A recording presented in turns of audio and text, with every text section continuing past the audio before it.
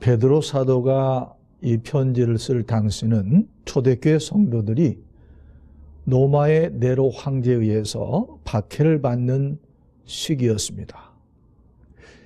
그래서 사도 베드로는 우리는 산 소망을 가진 자로서 이 땅에서 잠깐 환난과 박해를 당하지만 그것이 영원히 오래가지 못하고 오히려 이러한 박해가 신자들의 믿음의 실체를 보여줄 수 있다라고 말하고 있습니다.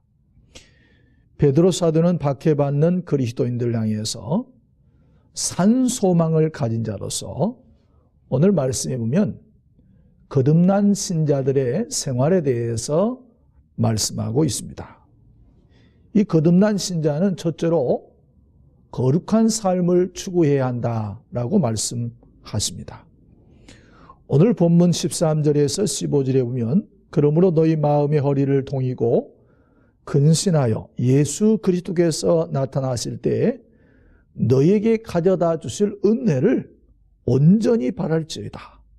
너희가 순종하는 자식처럼 전에 알지 못할 때 너희에게 가져다 주실 은혜를 온전히 바랄지어다.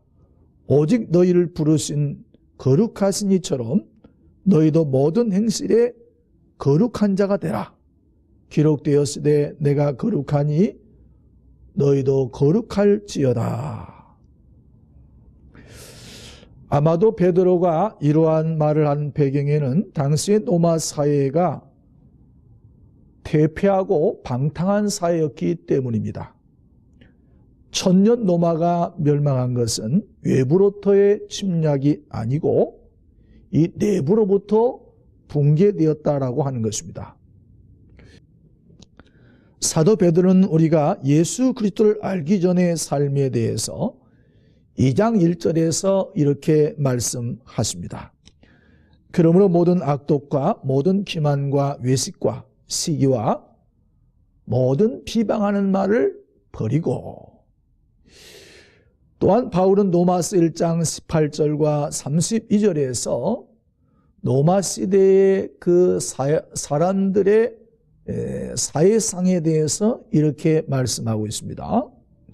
그 당시의 사람들은 비정상적인 행태의 성적인 죄악, 그리고 29절과 30절에 모든 불의, 추악, 탐욕, 악의가 가득한 자요, 시기, 살인, 분쟁, 사기, 악독이 가득한 자요, 수군수군하는 자요, 능욕하는 자요, 교만한 자요, 자랑하는 자요, 악을 도모하는 자요, 부모를 거역하는 자요, 무정한 자요, 무자비한 자라고 말하고 있습니다. 거룩이 무엇입니까? 하나님의 성품입니다. 하나님의 도덕적인 형상을 말하는 것입니다. 인간은 아담이 범죄하고 하나님께 불순종하고 타락한 이후에 이 하나님의 도덕적 형상이 파괴되었습니다. 이 타락한 인간은 본성적으로 범죄해서 회복할 길이 없습니다. 그런데 하나님의 성령의 능력으로 하나님의 자녀된 신자는 우리가 거듭나는 순간에 하나님의 이 도덕적인 성품이 우리 안에 하나님의 말씀을 통해서 이식되기 때문에 우리가 거듭나는 순간 우리가 거룩한 것을 추구하게 되는 것입니다. 이때부터 성도는, 즉 거듭난 사람은 거듭난 이후에 반드시 거룩을 추구하게 되어 있습니다. 거룩을 열망하는 것입니다. 거룩을 다른 말로 말하면 성결이라고 말합니다. 요한 에슬레는요, 이것을 온전한 성화다 이렇게 말했습니다. 거듭난 신자는 그 이후에 계속해서 그는 성결한 삶, 깨끗한 삶을 살아가는 것입니다. 여러분들, 오늘 우리가 거듭난 신자가 거룩하고 깨끗한 삶을 추구할 때 결국 그것은 천국으로 가는 길이 되는 것입니다. 예수님의 비유 가운데 마태복음 22장에 우리가 잘 아는 혼인잔치 비유가 있습니다. 예수님은 이 천국 비유에서 천국은 마치 자기 아들을 위하여 혼인잔치를 베푼 어떤 임금과 같다 이렇게 말하면서 이 잔칫날에 종들을 시켜가지고 사람들을 초청하게 되는데 산으로 들로 초청을 해도 사람들이 오지 않습니다. 그러니까 이제 사람들을 이제 길거리에 가서 또 만나는 대로, 그리고 온전치 못한 사람들, 그리고 선한 자나 악한 자나 할 것 없이 다 초청해서 그 자리에 가득 채워지게 됩니다. 그런데 이제 임금이 와서 거기 있는 사람들 한 사람 한 사람 보게 되는 것이, 그리고 다 보고 난 이후에 임금이 이렇게 얘기합니다. 혼인잔치에 예복을 입지 않은 사람을 향해서 이렇게 말합니다. 이 사람을 손발을 묶어서 바깥 어두운 곳에 던져라. 거기에서 슬피 울며 이를 갈미 있으리라. 그러면서 예수님께서 마지막에 청함을 받은 자는 많되 택함을 입은 자는 적다 라고 말씀하십니다. 이 말씀을 통해서 우리가 보면 이 임금의 혼인잔치, 아들의 혼인잔치에 많은 사람들이 참여했지만 거기에 참여한 사람들 모두가 다 그 잔치에 참여할 수 있는 것이 아니었습니다. 거기서 예복을 입지 않는 사람은 쫓겨났다라고 하는 것입니다. 우리가 이 말씀을 통해서 보면 하나님 나라는 아무나 가는 것이 아니다. 하나님 나라에 들어가려면 조건이 필요한데 그것은 반드시 예복을 준비해야 된다는 것입니다. 예복. 그러면 이 예복이 무엇이냐 하는 것입니다. 계시록 22장 14절, 계시록 19장 8절, 계시록 19장 14절에 보면 이렇게 말씀하고 있습니다.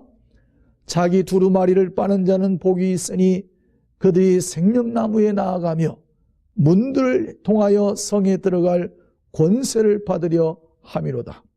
그에게 빛나고 깨끗한 세마포옷을 입도록 허락하셨으니 이 세마포옷은 성도들의 옳은 행실이로다. 하늘에 있는 군대들이 희고 깨끗한 세마포옷을 입고 백마를 타고 그를 따르더라. 이 세 구절 속에서 여러분들 우리가 기억해야 될 단어가 있죠. 그것이 뭡니까? 세마포, 두루마리, 그리고 예복입니다. 예복. 여러분들 이 예복은 오늘 말씀해 보니까 뭐냐? 성도들의 옳은 행실이다. 옳은 삶이다. 삶이라고 말할 수 있습니다. 요한계시록 21장 27절에 보면 무엇이든지 속된 것이나 가증한 일 또한 거짓말하는 자는 결코 그리로 들어가지 못하되, 그리로가 어디입니까? 천국을 가리키는 것입니다. 천국에 못 간다는 것입니다. 오직 어린 양의 생명책에 기록된 자들만 들어가리라. 오늘 우리가 세속하고 부패한 사회 속에서 성결한 삶을 살아야 하는 이유는 분명합니다. 그것은 우리가 하나님의 자녀이기 때문에 그렇습니다. 하나님의 자녀. 내가 거룩하니 너희도 거룩할지어다. 예? 하나님 아버지를 모시고 있는 하나님의 자녀의 이 속성은, 성품은 거룩하고 깨끗해야 하는 것입니다. 깨끗한 삶을 살아야 천국에 가는 것입니다. 그리고 우리가 구원받은 것이 18절과 19절에 보면 이렇게 말씀하고 있습니다. 우리가 구원받은 것은 금이나 은같이 썩어 없어질 것으로 구원받은 것이 아니라 오직 흠없고 점없는 어린 양이신 예수 그리스도의 거룩하신 보배로운 피로 구원받았다. 예수님의 보혈로 거룩한 피로 구원받은 하나님의 백성들이 어떻게 살아야 되겠습니까? 여러분들, 우리가 예수님을 닮고 우리가 예수님처럼 우리가 따라가는 삶, 거룩한 삶을 살아야 하는 것입니다. 두 번째로, 구원받은 신자는 이 땅에서 나그네로 있을 때를 두려움으로 지내라, 이렇게 말씀하십니다. 사도 베드로는 이 세상을 나그네 생활로 비유하고 있습니다. 여러분들, 성령이 우리 인생에 대해서 뭐라고 말씀하십니까? 너희 인생이 무엇이냐? 너희 인생이 잠깐 있다가 없어지는 아침 이슬과 같고 안개와 같다.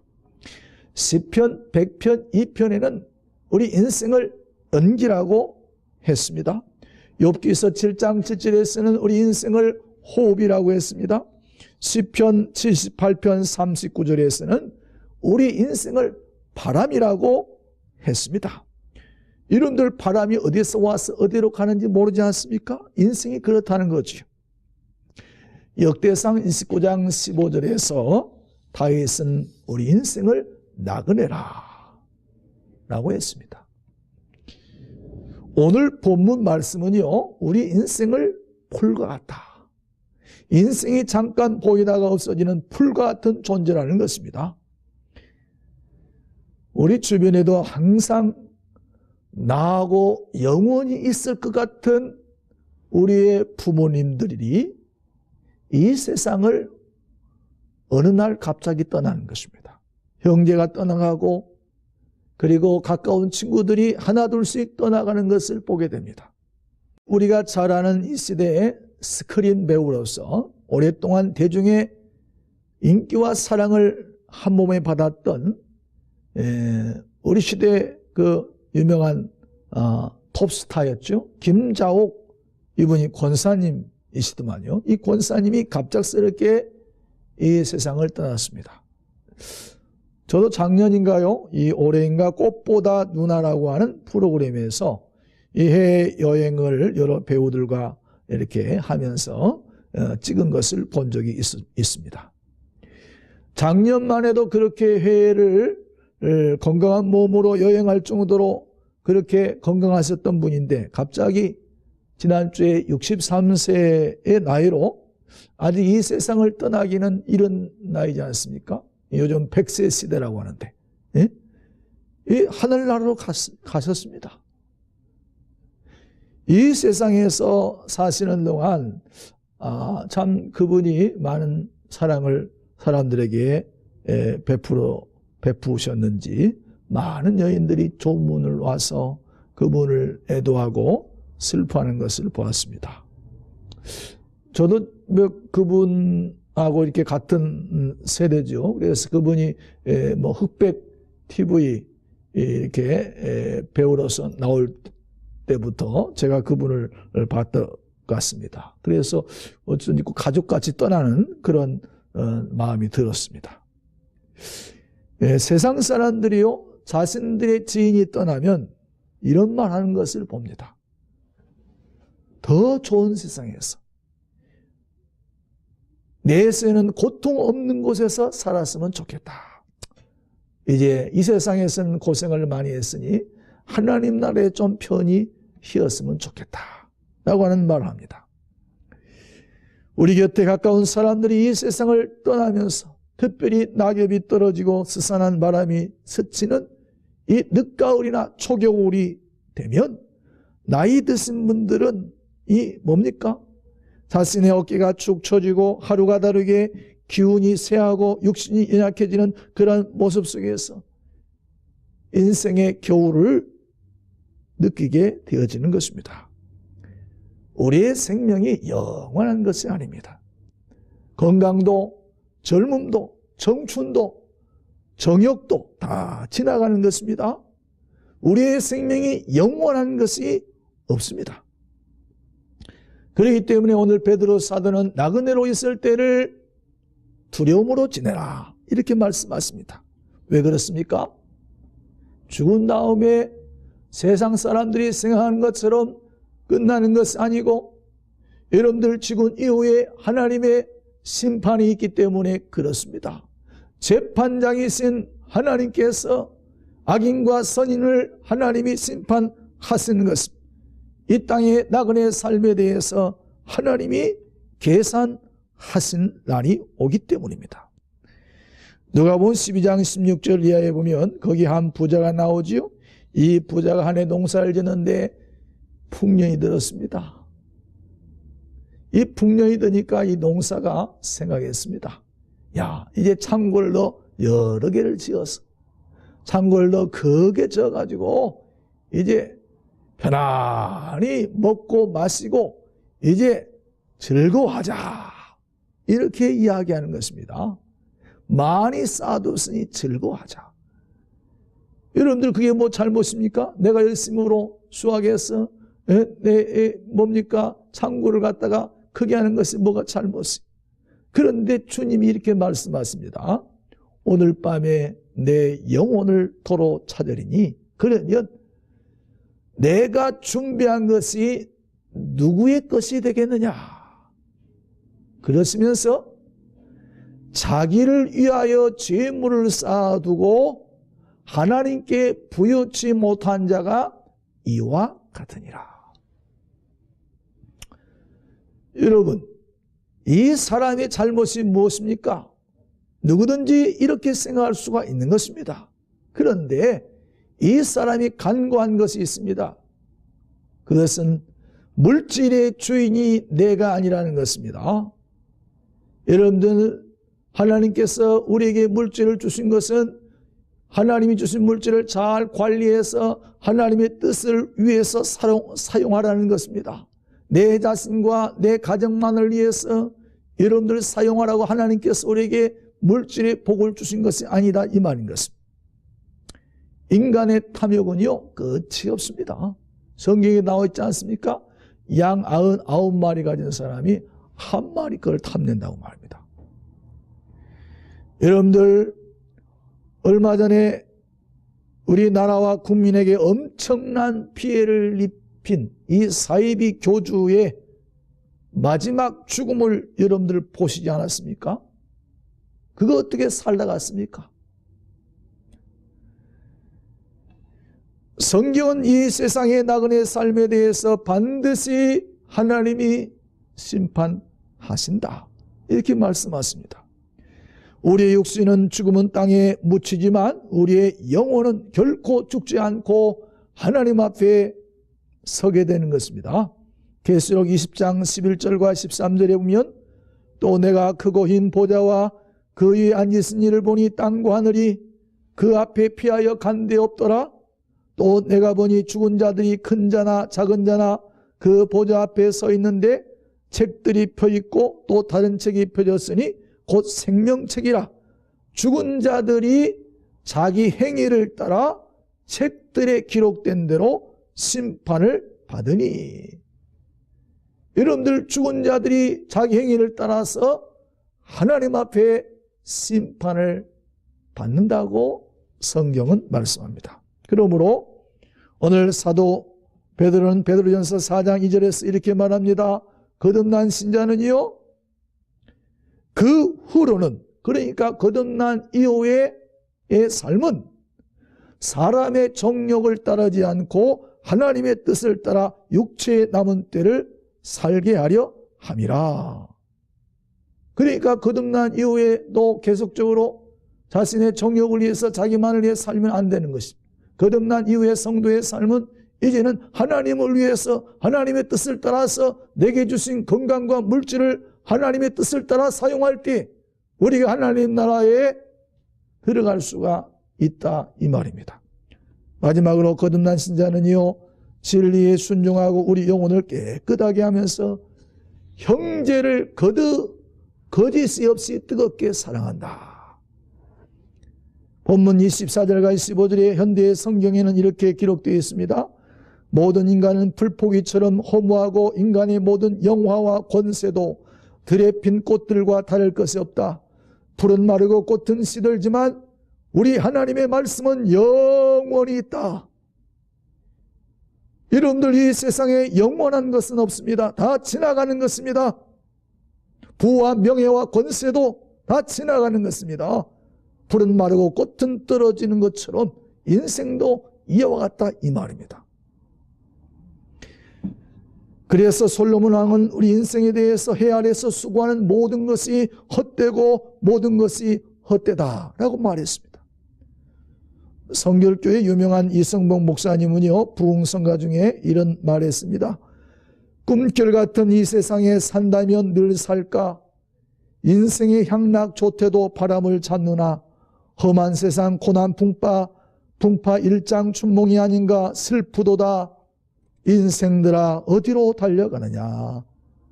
여러분들, 참으로 우리 인생은 불과 같고 그 모든 권세의 영광도 불의 꽃처럼 마르고 떨어지는 것입니다.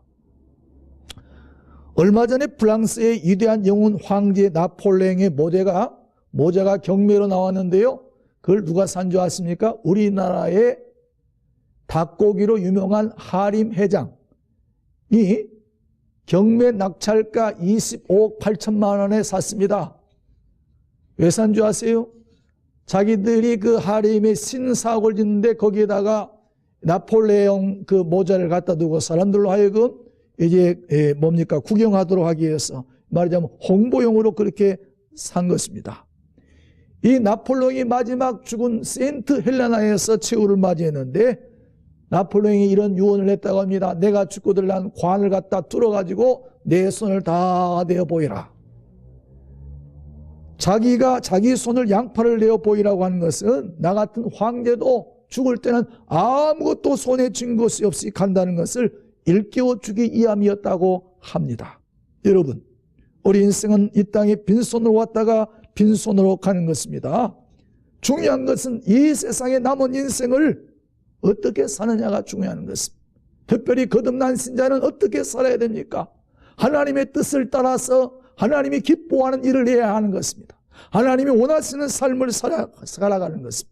그것은 뭐냐? 오늘 말씀해 보니까 오늘 믿음의 형제를 뜨겁게 사랑하는 것입니다. 예수님께서 말씀하십시오. 내가 너희를 사랑한 것 같이 너희도 사랑하라. 요한복음 13장 34절에서 35절에 말씀하고 있습니다. 요한일서 4장 7절과 11절에도 보면 사랑하는 자들아 우리가 서로 사랑하자. 사랑은 하나님께 속한 것이니 사랑하는 자마다 하나님으로부터 나서 하나님을 알고 사랑하지 아니하는 자는 하나님을 알지 못하나니 이는 하나님은 사랑이십니다. 하나님의 사랑이 우리에게 이렇게 나타난 바 되었으니 하나님이 자기의 독생자를 세상에 보냈음은 그로 말미암아 우리를 살리려 하심이라. 사랑은 여기 있으니 우리가 하나님을 사랑한 것이 아니요 하나님이 우리를 사랑하사 우리 죄를 속하기 위하여 화목제물로 그 아들을 보내셨습니다. 사랑하는 자들아 하나님이 같이 우리를 사랑하셨은즉 우리도 서로 사랑하는 것이 마땅하도다. 하나님은 사랑이십니다. 당신의 아들 예수 그리스도를 이 땅에 보내시어서 십자가에서 죽으시기까지 우리를 사랑하셨습니다. 우리는 예수님의 희생이 아니었다면 소망이 없습니다. 그러므로 오늘 이 하나님의 사랑을 먼저 체험한 우리들이 우리 주변에 멸망으로 달려가는 저들에게 이 구원의 기쁜 소식을 전하기 위해서 우리는 사랑의 사람이 되어야 하는 것입니다. 사랑을 나누는 사람이 되어야 하는 것입니다. 기독교의 정신이 뭡니까? 사랑입니다. 우리 주변에서 생활고로 자살하는 사람들의 모습이 안타깝게도 일어나는 것입니다. 내 주변에 어렵고 힘든 사람들에게 그리스도인들은 관심과 사랑을 가져야 하는 것입니다. 요한 사도가 이렇게 말씀했습니다. 요한일서 3장 16절과 18절에서 그가 우리를 위하여 목숨을 버리셨으니 우리가 이로써 사랑을 알고 우리도 형제들 위하여 목숨을 버리는 것이 마땅하니라. 누가 이 세상의 재물을 가지고 형제의 궁핍함을 보고도 도와줄 마음을 닫으면 하나님의 사랑이 어찌 그 속에서 거하겠느냐. 자녀들아, 우리가 말과 혀로만 사랑하지 말고 행함과 진실함으로 하자. 사랑하는 성도 여러분, 우리는 이 세상에서 영원히 사는 것은 아닙니다. 잠깐 있다가 가는 나그네인 것입니다. 영원한 것을 사모하면서 거듭난 신자로서 거룩한 삶을 추구하고 나그네의 삶을 사는 동안 하나님을 두려워하고 하나님을 사랑하고 이웃을 사랑하면서 형제를 뜨겁게 사랑하는 저와 여러분이 되시기를 주의 이름으로 부탁을 드립니다.